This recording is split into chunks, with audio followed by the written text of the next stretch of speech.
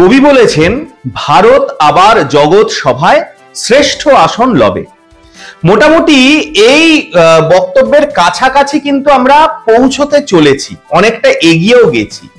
তার কারণ বলি, আজকে কিন্তু ভারতের ইতিহাসের অন্যতম একটা গৌরবের দিন। তার কারণ হচ্ছে, আজকে ভারতের প্রধানমন্ত্রী নরেন্দ্র মোদী নবভবন, যেটা নালন্দা বিশ্ববিদ্যালয়ের নবনির্মিত যে ভবন, সেই ভবনের উদ্বোধন করলেন। সেই নালন্দা বিশ্ববিদ্যালয়, সেই আর্যভট্ট, সেই শিলভদ্র, সেই হিউয়েন-সাং, এই সমস্ত বিশ্ববিখ্যাত জ্ঞানী গুণী সাধকদের যে শিক্ষা ক্ষেত্র, যে সাধনা ক্ষেত্র, সেই নালন্দা বিশ্ববিদ্যালয়, যেখানে ছিল 9 লাখ বইয়ে ঠাসা পৃথিবীর সর্ববৃহৎ লাইব্রেরি। কিন্তু প্রশ্ন হচ্ছে, এই নালন্দা বিশ্ববিদ্যালয়কে কেন নবভাবে উদ্বোধন করতে হচ্ছে? কেন নালন্দা বিশ্ববিদ্যালয়, সেই প্রাচীন ভবনটা, সেই প্রাচীন বিশ্ববিদ্যালয়টা এখনো পর্যন্ত ভারতবর্ষে নেই? কেন তাকে নতুন করে আবার সাজিয়ে তুলতে হচ্ছে? তার মানে এই নালন্দা বিশ্ববিদ্যালয় নিশ্চয়ই ধ্বংস করা হয়েছিল। কে ধ্বংস করেছিল? কেন ধ্বংস করেছিল? সব বলবো এই গুরুত্বপূর্ণ প্রতিবেদন শেষ অবধি দেখুন। আমি দীপেন্দু, দ্য নিউজ বাংলায় আপনাদের স্বাগত জানাই। ইতিহাস থেকে জানা যায় যে নালন্দা বিশ্ববিদ্যালয় 4র্থ শতাব্দীর শেষের দিকে অথবা 5ম শতাব্দীর শুরুর দিকে প্রতিষ্ঠিত হয়, যা ছিল তক্ষশিলার পরেই বিশ্বের সর্বাধিক প্রাচীন বিশ্ববিদ্যালয় ও বিশ্বের প্রথম আবাসিক বিশ্ববিদ্যালয়। গুপ্ত রাজবংশের প্রথম চন্দ্রগুপ্ত অথবা সমুদ্রগুপ্ত এই বিশ্ববিদ্যালয়টা প্রতিষ্ঠা করেছিলেন বলে মনে করা হয়। নালন্দা বিশ্ববিদ্যালয় এখন কোথায় আছে আমরা সবাই জানি, বিহারের রাজগীরে। এই যে নালন্দা, এই নালন্দা শব্দটার অর্থ কি? নালন্দা শব্দের অর্থ হচ্ছে দানে অকৃপণ, অর্থাৎ যে অকৃপণ ভাবে দান করে যেতে পারে। আর বাস্তবিক ক্ষেত্রে নালন্দা বিশ্ববিদ্যালয়ে তাই ছিল। বিদ্যাদান আর বিদ্যা বিতরণে নালন্দা বিশ্ববিদ্যালয় কিন্তু সত্যি অকৃপণ ছিল। মাঝামাঝি সময় নালন্দা বিশ্ববিদ্যালয় বৌদ্ধ সম্রাট দ্বারা এবং শেষ পর্যায়ে পাল রাজাদের দ্বারা পরিচালিত হয়। জানা যায় নালন্দা বিশ্ববিদ্যালয়ের পুরো কমপ্লেক্সটা লাল ইটের চওড়া উঁচু দেওয়াল দিয়ে সুরক্ষিত ছিল। আর এই পুরো বিশ্ববিদ্যালয়ের এরিয়া ছিল 15 বর্গ কিলোমিটার। ভাবতে পারছেন, সেই যুগে, আজ থেকে প্রায় 1500 বছর আগে বানানো এইরকম একটা বিশ্ববিদ্যালয়, সেটা এত বিশাল, এবং সেখানে বিশ্বের সমস্ত দেশ থেকে জ্ঞানী গুণী মানুষরা আসতেন। নালন্দা বিশ্ববিদ্যালয়ের যে প্রতিষ্ঠা, সেই প্রতিষ্ঠার সময়টা একটু খেয়াল করুন। 420-30 সালের দিকে, যখন সারা পৃথিবীতে ধর্ম শিক্ষা বা পারিবারিকভাবে শিক্ষা লাভের বাইরে তেমন কোনো প্রাতিষ্ঠানিক শিক্ষা শুরুই হয়নি, ঠিক সেই সময় নালন্দা বিশ্ববিদ্যালয় প্রায় 10,000 ছাত্র এবং 2000 শিক্ষক নিয়ে রীতিমতো কিন্তু সুপ্রতিষ্ঠিত। নালন্দা বিশ্ববিদ্যালয়ের সবচেয়ে ইন্টারেস্টিং জায়গা ছিল এই বিশ্ববিদ্যালয়ের যে লাইব্রেরি। হাজার হাজার পবিত্র ও বিরল শাস্ত্রের জন্য এই লাইব্রেরিটা নিজেই একটা আলাদা কমপ্লেক্স হিসেবে ছিল। মনে করা হয় নালন্দা বিশ্ববিদ্যালয়ে প্রায় 9 লাখের উপর বই ছিল। ভাবতে পারছেন, এই 9 লাখ বই সমস্ত কিছু কিন্তু ধ্বংস করে দিয়েছে। কে ধ্বংস করেছে? এই প্রতিবেদন শেষ অবধি দেখুন, সব বলছি। ওই সময় নালন্দা বিশ্ববিদ্যালয়ে কি কি পড়ানো হতো সেটা দেখুন। শব্দবিদ্যা, হেতুবিদ্যা, চিকিৎসাবিদ্যা, দর্শন শাস্ত্র, ধর্মশাস্ত্র, বৌদ্ধ ধর্ম, জ্যোতির্বিজ্ঞান, গণিত, শরীর তত্ত্ববিদ্যা, সঙ্গীত, চিত্রকলা, এতগুলো বিষয় ওই নালন্দা বিশ্ববিদ্যালয়ে কিন্তু পড়ানো হতো। যে পশ্চিমের দেশের যে বড় বড় বিশ্ববিদ্যালয়গুলো, সেইগুলো কখন প্রতিষ্ঠিত হয়েছে?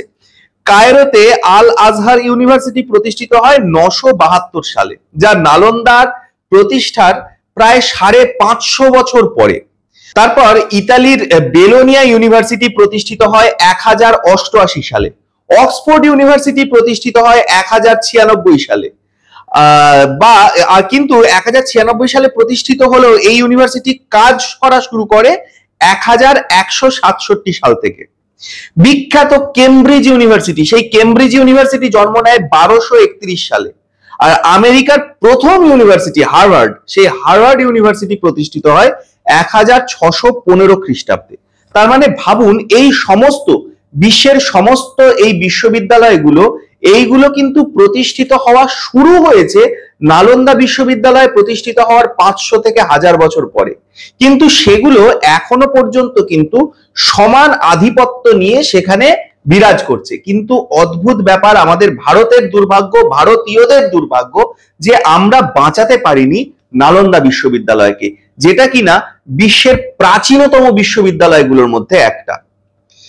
এই বিশ্ববিদ্যালয়ে এসেছিলেন আমরা সবাই জানি চীনা পরিব্রাজক হিউয়েনসাং। সেই হিউয়েনসাং কি বলছেন? হিউয়েনসাং বলছেন যে নালন্দার শিক্ষা ছিল সম্পূর্ণ বিনামূল্যে, থাকা, খাওয়া, চিকিৎসা সমস্ত কিছু ছিল বিনামূল্যে, মূল ব্যয় বহন করতেন দেশের রাজা। ভাবুন, আজ থেকে 1500 বছর আগে প্রতিষ্ঠা হওয়া একটা বিশ্ববিদ্যালয়, সেখানে ছাত্ররা সবাই আবাসিক এবং সেখানে তাদের পড়াশোনা, থাকা, খাওয়া, চিকিৎসা সমস্ত কিছুর খরচা বহন করছেন সেই দেশের রাজা, সেই সময়কার রাজা। ভাবুন কতটা উচ্চ মানসিকতা ছিল আজ থেকে 1500 বছর আগের ভারতীয়দের।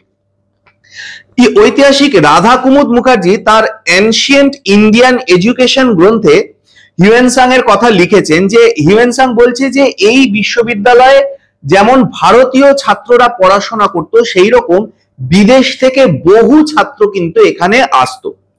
এবং সব থেকে বড় কথা, এখানে রীতিমতো অ্যাডমিশন টেস্ট দিয়ে ভর্তি হওয়ার ব্যবস্থা ছিল। আপনারা নিশ্চয়ই বুঝতে পারছেন যে এত বড় একটা বিশ্ববিদ্যালয়, যেখানে 10,000 ছাত্র, 2000 শিক্ষক, 9 লাখ বই দিয়ে সাজানো একটা গ্রন্থাগার, সেখানে আজ থেকে 1500 বছর আগেও রীতিমতো পরীক্ষা দিয়ে কোয়ালিফাই করলে তবে সেই বিশ্ববিদ্যালয়ে ভর্তির সুযোগ হয়। ঐতিহাসিক নিহার রঞ্জন রায় তার বিখ্যাত বাঙালির ইতিহাস গ্রন্থে লিখেছেন যে নালন্দা মহাবিহারের সঙ্গে 6ষ্ঠ 7ম শতকীয় বাংলার জ্ঞান বিজ্ঞান ও শিক্ষা দীক্ষার ঘনিষ্ঠ যোগাযোগ ছিল, এবং বাংলার শিক্ষার্থী আচার্য রাজবংশ নালন্দা মহাবিহারের সংবর্ধনের যে প্রয়াস করেছেন তা তুচ্ছ করার মতো নয়।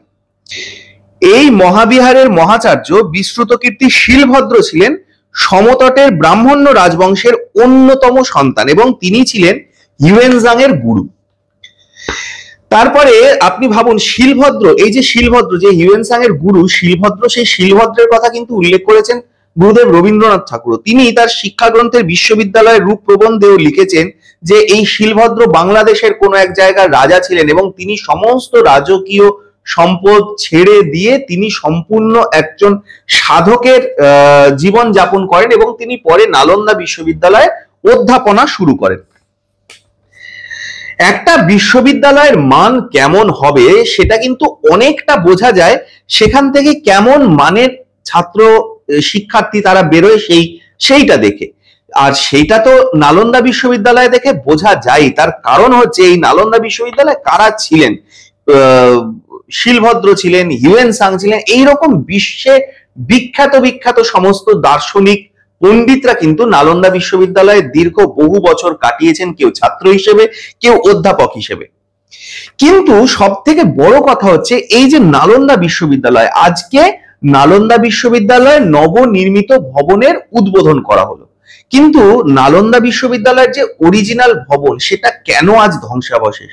কেন ধ্বংস করেছিল নালন্দা বিশ্ববিদ্যালয়কে? কে ধ্বংস করেছিল? এনসাইক্লোপিডিয়া ব্রিটানিকা কি বলছে? এনসাইক্লোপিডিয়া ব্রিটানিকা লিখছে যে Nalanda continued to flourish as a centre of learning under Pala dynasty. Nalanda was probably sacked during Muslim raids in Bihar and never recovered. অর্থাৎ এনসাইক্লোপিডিয়া ব্রিটানিকা, যেটা বিশ্বের সব থেকে বেশি তথ্যবহুল বই বলে ধরা হয়, সেই এনসাইক্লোপিডিয়া ব্রিটানিকা কিন্তু বলছে যে নালন্দা বিশ্ববিদ্যালয় ধ্বংস হয়েছিল মুসলিমদের অত্যাচারে। একই কথা কিন্তু বলছে বাংলাপিডিয়াও, এবং তার পাশাপাশি বিখ্যাত ঐতিহাসিক স্টোরি অফ সিভিলাইজেশন এই বইয়ের যে রচয়িতা উইল ডুর্যান্ট তার গ্রন্থের প্রথম ভলিউম আওয়ার ওরিয়েন্টাল হেরিটেজ, সেখানেও কিন্তু একই কথা লিখছে যে the Mohammedans destroyed nearly all the monasteries, Buddhist or Hindu in northern India. Nalanda বিশ্ববিদ্যালয়ের যে ওই সময় মহামেডান অর্থাৎ মুসলিমরা যে বিদেশ থেকে এসেছিলেন এবং সেই বিদেশ থেকে এসে তারা কিন্তু এই বৌদ্ধ, হিন্দু এনাদের দ্বারা পরিচালিত সমস্ত শিক্ষাক্ষেত্র, সমস্ত ধর্মক্ষেত্র কিন্তু পুরোপুরি ধ্বংস করে দেয়। একই কথা বলেছেন পার্সিয়ান ঐতিহাসিক মিনহাজ আল সিরাজ। তিনিও কিন্তু বলেছেন যে মুসলিমদের শাসনকালেই নালন্দা বিশ্ববিদ্যালয় কিন্তু সম্পূর্ণ ধ্বংস হয়ে গেছে। তিনি আরো লিখেছেন যে when that victory was effected, Muhammadi Bakhtiyar returned with great booty and came to the presence of the beneficent sultan। তার মানে বুঝতে পারছেন যে সরাসরি ওই পার্সিয়ান ঐতিহাসিক মিনহাজ আল সিরাজ তিনি কিন্তু সরাসরি মোহাম্মদ বখতিয়ার খিলজির নাম নিচ্ছেন, যিনি এই যার নেতৃত্বে ধ্বংস করা হয়েছিল এই নালন্দা বিশ্ববিদ্যালয়।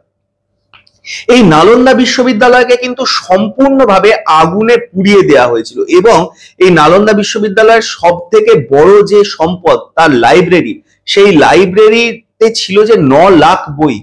20 থেকে 25 দিন ধরে নাকি সেই বইয়ে আগুন জ্বলেছিল, টানা 20-25 দিন ধরে সেই বইয়ে আগুন জ্বলেছিল এবং পুরো এলাকা নাকি ছাইতে ভরে গিয়েছিল। ভাবুন একবার কতটা নৃশংস, কতটা নির্দয়, কতটা অমানুষ হলে এই বখতিয়ার খিলজি এইরকম বড় একটা শিক্ষা কেন্দ্র যেটার সঙ্গে কিন্তু রাজনীতির কোনো সম্পর্কই নেই, যেখানে মানুষ যায় কেবলমাত্র জ্ঞান আহরণ করতে, সেই রকম একটা শিক্ষা কেন্দ্র পুরো ধ্বংস করে দিয়েছে। এই নালন্দা বিশ্ববিদ্যালয় আজকে যদি ধ্বংস না হতো তাহলে কে জানে এই যে নালন্দা বিশ্ববিদ্যালয় আজকে হয়তো বিশ্বের 1 নম্বর বিশ্ববিদ্যালয় হিসেবে সুপরিচিত হতো। যে বিদেশে আমরা পড়ার জন্য আমাদের বাড়ির ছেলে মেয়েরা যায় বিদেশে পড়াশোনা করতে, অক্সফোর্ড ইউনিভার্সিটি, কেমব্রিজ ইউনিভার্সিটি, তখন হয়তো বিদেশ থেকে বহু ছাত্রছাত্রী আসতো আমাদের দেশে নালন্দা বিশ্ববিদ্যালয়ে পড়াশোনা করার জন্য, যেটা সে যুগে কিন্তু হয়েছে। সেই সময় গোটা পৃথিবী থেকে, বিভিন্ন দেশ থেকে বহু ছাত্র কিন্তু এসেছে নালন্দায় পড়াশোনা করতে। ভারতের প্রধানমন্ত্রী নরেন্দ্র মোদীর একটা বিষয় সব থেকে ভালো কি জানেন তো? ভারতের প্রধানমন্ত্রী নরেন্দ্র মোদী এই একটা বিষয় নিয়ে, এই যে ভারতবর্ষের যে পুরনো গৌরব, পুরনো ঐতিহ্য, সেই পুরনো গৌরব, পুরনো ঐতিহ্যকে কিন্তু পুনরুদ্ধার করার রীতিমতো ক্রমাগত প্রচেষ্টা করে চলেছেন এবং তিনি অনেকাংশে সেটা সফল। আজকে তার হাত ধরেই কিন্তু নালন্দা বিশ্ববিদ্যালয় আবার নতুন ভাবে উদ্বোধন হলো এবং সেখানে পঠন পাঠন শুরুও হতে চলেছে। তার মানে ভাবুন, এই যে নালন্দা বিশ্ববিদ্যালয়, যেটা এক সময় বিশ্বের শ্রেষ্ঠ বিশ্ববিদ্যালয় ছিল, সেই বিশ্বের শ্রেষ্ঠ বিশ্ববিদ্যালয় হয়তো আগামী দিনে হতেও পারে, হয়তো আবারও 9 লাখ বই দিয়ে সাজানো একটা পৃথিবীর সব থেকে বড় গ্রন্থাগারও নিশ্চয়ই হতে পারে। আপনারা কি বলেন? আপনাদের মূল্যবান এবং গুরুত্বপূর্ণ মতামত জানান দ্য নিউজ বাংলার কমেন্ট সেকশনে, আর দেখতে থাকুন দ্য নিউজ বাংলা।